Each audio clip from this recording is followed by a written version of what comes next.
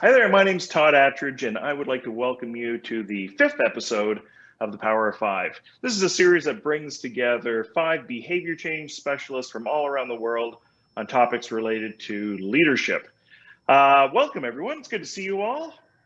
Nice to see you. Good to see you. I am going to, well, thank you. It's nice to be seen. I am going to take us in a bit of a different direction from what we've done in the past. So just a few weeks ago, the United States held, arguably, their most polarizing election to date. Many political experts predicted a landslide victory for Joe Biden, and news of a blue wave was prevalent for weeks leading up to the election.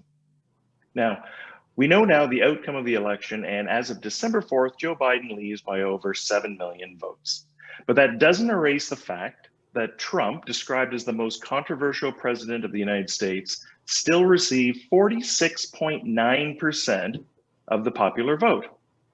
So what I'm asking is, from a leadership standpoint, I am curious about your thoughts. Regardless of your political affiliations, what is it about Trump's leadership that draws nearly 47% of the voters towards him? Mandy, do you want to kick us off? That's a really, really good question. And it still puzzles me because he would be everything we would talk about not being to be a great leader. And yet a great leader would be somebody prepared to follow him. So there are people who want to follow, who want to be part of what he's envisioning. So I think he hit, so his ability to market himself to the people he targets is absolutely brilliant. So he's very conscious of who he wants to actually get to follow him, and he appeals to their psyche. I'm not one of those people, so I can't relate to that, because when I hear him talk, I don't feel good, and I don't believe him, and I don't like it. But there's something funny there, people right? Out there. Yeah. Because he connects with a certain base. And I think, again, like I say, regardless of political affiliation, that he connects with people on a certain level, which, great leaders happen to do. So what is it that sits in there? Sean, what do you think? What is it that sits there? Yes, and Joel, our American friend, will be going last. He's taking notes here. I think the thing with me, and I'm going to go back, to my advocacy days with diabetes, is when people are disenfranchised or really upset about anything, the polar opposite is really appealing, right? Because it's like, finally, somebody's heard, somebody's listening to me. And I think there's a whole bunch of people, and it's not just the United States, in a lot of countries, that just felt like they were never being heard, and finally somebody's talking to me. And that's powerful. When you feel that somebody's talking to you and you feel heard, that's really, really, really powerful. And I think he really tapped into that. Yeah, I think that's a really great point, right? There's something around inclusion, right? If I'm feeling marginalized, if I'm feeling out there, and then suddenly someone shows up and speaks on my behalf, right? They seem to mobilize. I think that's a really good point. Catherine, what do you think about that? What's this inclusion piece?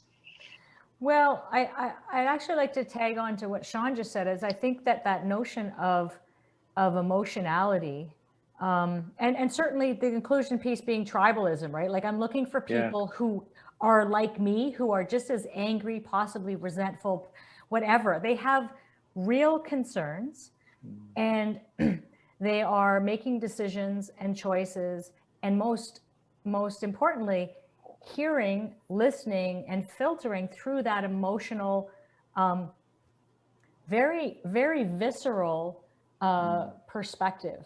And so when that part of the brain is driving the bus, that's where the cognitive bias comes in, that's where a belief system can override any facts that you're looking for, or anyone who's looking to reason and say, well, actually, he seems to be quite a psychologically, emotionally, and intellectually immature person. They'd be like, no, because, X, Y, and Z. So that's that, you know, but to Mandy's point too, he understands, and his team understands that the people who are supporting him have felt outcast, have felt unheard, have felt other for a long time, and he also represented, well or not, a shift from the status quo, right? So it almost doesn't even matter how crazy this all is. They just go, well, you see, but we didn't want a status quo. So there, and again, you know, we've talked before on the show about binary thinking. Right now, it is very binary. It is very partisan. So with all of that emotion and all of that stuff, you know, they're playing right into it. Yeah, you know, Catherine, I think that's really, you know, two good points. And the first one I want to hit on is that whole emotional connection, right? So elevating outside of whether it's Trump or any national leader or any leader whatsoever, right? Joel, I'm curious, what do you think about that whole notion of you need to be emotionally connected to a leader in order for that to be effective? Is there something there? Well, so yeah, this is a topic that, if I'm being honest, I hate talking about. You guys have actually heard me say I disconnected from American politics. But when we talk about leadership, I think there are a couple things at play. Catherine and I have had conversations about binary thinking before, and kind of the dangers of that. And I would just say, in general, I can only speak about the American system, but the candidates that we typically run for any type of election are caricatures of themselves, right? And so if you're a liberal, if you're a conservative, the candidates now are on the extremes of both of those, right? And I feel like most of the time, if you looked at a bell curve, most of the people I feel like would consider themselves either conservatively moderate or liberally moderate, right? They're somewhere in the middle, but for whatever reason, when we get into an election cycle, what we do is that we choose the leader that best matches kind of our inklings, even if they're far on the extreme, right? And so they may not match everything that we have, but for whatever reason, one issue that I'm emotionally connected to drives my decision making. And so I think when we talk about how this is all shaped up, if you look at American politics, we don't typically, there have been a couple of presidents that have 2 terms, and then we immediately go to the opposite, right? Sure. And it's not a continuation of somebody else in another party trying to push something forward. It's almost always in a reversal. And so when I think about that in leadership and organizations, I think we've got to be really careful that what we're not encouraging, much like it feels like our media does and our politics does, of this binary thinking, right? You're either this or you're that. There's no in between. Because I really don't feel like that's how life works, but it's how we portray things to be. Right. And it's funny, you know, change can often be presented as being polarizing. Hey, we're going to try and take you in a completely different direction. For some people, that's a huge relief in organizations, right? And in other places, it's like, oh my God, that's pure dread for being taken in a completely different direction. You know, something you said there, Joel, about seeing ourselves, you know, and whether it's Australia, whether it's Canada, like we often look for ourselves in a leader, right? Like what's that connection? Do I see something either aspirationally or something that's connected to me in a leader, and that look into that leadership role can be really powerful. Mandy, what do you think of that? Yeah, look, what I wrote down when you were talking was I still think in politics, and I'm a bit like Joel. I don't know enough about it because I divorced myself from it a little because it was irritating me. But I still feel like we have this mentality around a hero leader. So we look for a hero. I don't think we're doing that in the corporate world anymore. You know, I think we've not all corporates, but I think in politics, we want this hero. So then we want someone with charisma. We want someone who can fight the fight, talk the talk for us. And Trump was really good at doing that stuff. I sometimes almost feel like Biden lost it himself by not having that kind of charisma and buying people into a story. And I think politicians are really That's what makes them. Whereas if you Right. think of Jim Collins' book, Good to Great, he talks about the great leaders are the humble leaders. There was nothing humble about Trump at all, right? Right. It was always about him. It was always Yeah. about him. And Yeah. and to me, that is so contra what we look at. So why is that happening in the political world more so than the corporate world? Mm. And I think it's that hero thing. We want someone to believe and take our country because it's so much bigger and so much more important to us. Right. Catherine, you sound like you have something to add. Well, I mean, I think, you know, when we're talking about, you know, seeing yourself in a leader, unfortunately, I think that there are a lot of individuals who may not champion misogyny and racism, but they're okay with it. And so to actually see this person very blatantly, I'll just call it, he didn't hide away from the fact. I think he is actually a racist and sexist person. I think he's a bully. And there were a certain number of people who were, because of the other things that they were looking for, going, I'm okay with that. I'm okay turning a blind eye with what I think are overt, like absolutely antithetical characteristics of leadership, because the other stuff was so important to them.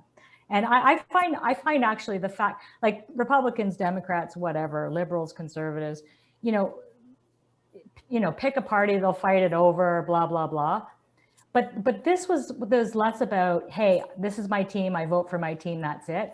I actually was very disheartened by other Republicans who continued to support him when I felt actually his behavior was reprehensible. And so anyways, that's just my 2 cents. Yeah, I just want to tag on to that. So the two things that came out in the last 4 years for me is, whatever you do for a living, I feel you need to be able to look yourself in the mirror at the end of the day and really be proud of whatever you do. And then the other thing that I'd love to add is the whole echo chamber, right? So whatever, if you're blue, then you watch and you read this. And if you're red, you watch and you read this. And then, you know, our Googles and, you know, the Facebook and that just add to that. They only feed the stream that we're in, that we're swimming in. That when I look at that in business, we often see that in business. I led a session like 2 months ago, which was, oh my God, echo chamber. They were all backslapping how great they were, how they've innovated in the last 2 months. And I was like, are you kidding me? Like, are you kidding me? So sometimes we get our defenses up when somebody from outside the echo chamber asks a question. And I know all 5 of us as consultants, what's the number one thing when we walk into a group that will piss people off? We start asking why. Why do you do this? And I think that it's answered a lot more questions. And my hope is it's actually got a lot of people involved in politics that didn't care about it before. And you just had the biggest turnout in American history for in a pandemic, nonetheless. So I think there's always lessons to take, like not good or bad. And I think history will look back on this and go, wow, there were some really big lessons to be learned here. But like anything, and corporately too, we need to be open to listening to the lessons. Right. So here's a question for the group.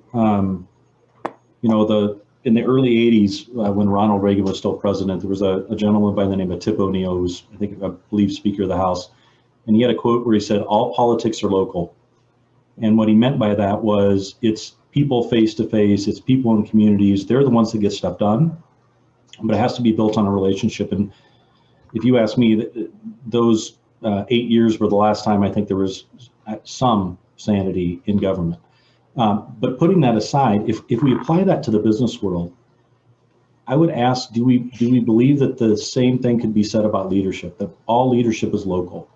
I mean, what do you think about that? Because I think quite often we talk about the CEO, and I feel like a CEO has a huge role in leading a company.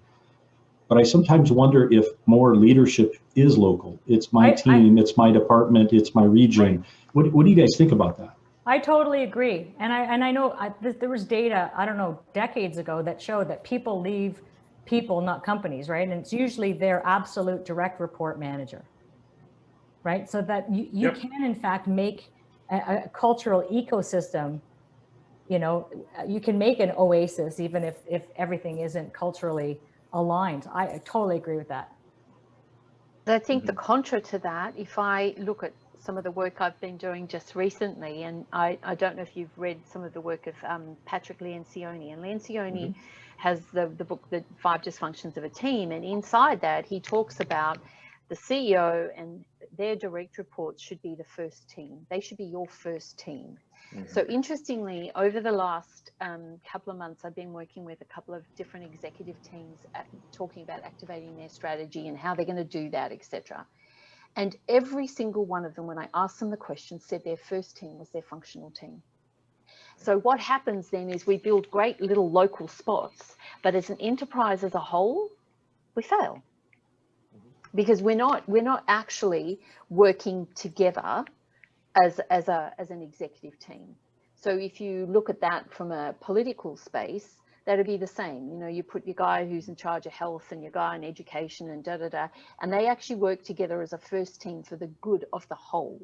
They don't do that.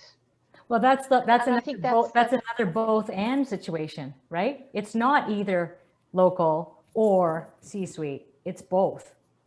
Right. Well, what it's saying is you can't do local until you get this, and until you get the top really humming and not being so people coming in with their functional needs. Well, I want this, and the budget, and we all know the different silos, and they're almost competing against each other. I think it's an interesting one, that whole local global thing, and I think so too. Well, I think it ties back into this whole marginalized voice as well. Like, I'm working with an organization where people feel they don't have a say. And so they feel very marginalized in all of this. And so they turn inwards and become very tribal and siloed and so on to try and create a small ecosystem that they can relate to that is divorced from the rest of the organization. But once they're given a stage or they're given an opportunity to speak or they're included in a decision, it's amazing how much they have to say, right? There's something in there about this whole, you know, create these small pockets when you're feeling marginalized. If I can say, America, United States, excuse me, has gotten beaten up quite a bit over the last 4 years, and rightfully so. But when I talk about this, all politics or all leadership is local, I would tell you that the only lasting and meaningful change that's going to happen and has happened in the last 4 years in the U.S. is happening at a local level. It's happening at an individual level. So I think this is interesting in organizations where the person at the top is not a great leader. I think there are still people within the organization that take it on themselves and say, hey, yeah, wish that we had better leadership, but we're going to do this, right? We're going to take this on. We're going to make changes. And yes, that's going to bump up against other layers that aren't willing. But I think if I can be proud of anything over the last 4 years and what's happened in the U.S., when we look at things like racial inequality and voices being heard, the Me Too movement, any of those types of things, it's the people, right, that are driving that forward. People who may not be in a leadership position that are leading from whatever seat they're in. And for me, when I think about what's happened with this election and everything else, it's been interesting to start hearing the local voices say, you know what, it doesn't matter. It doesn't matter if Biden or Trump is the president, because we've got to take a stand and we've got to do what's right here, and we're going to take action, right? And so I love seeing that even in organizations where people say, this isn't what I want, and so I'm going to make a change. I'm going to help make a change. I'm not going to wait for somebody else to lead me to the promised land if that's where I feel like we need to go. That's a great point. Yeah, folks, we're running out of time, but final thoughts. Sean, Catherine, any final thoughts before we wrap up?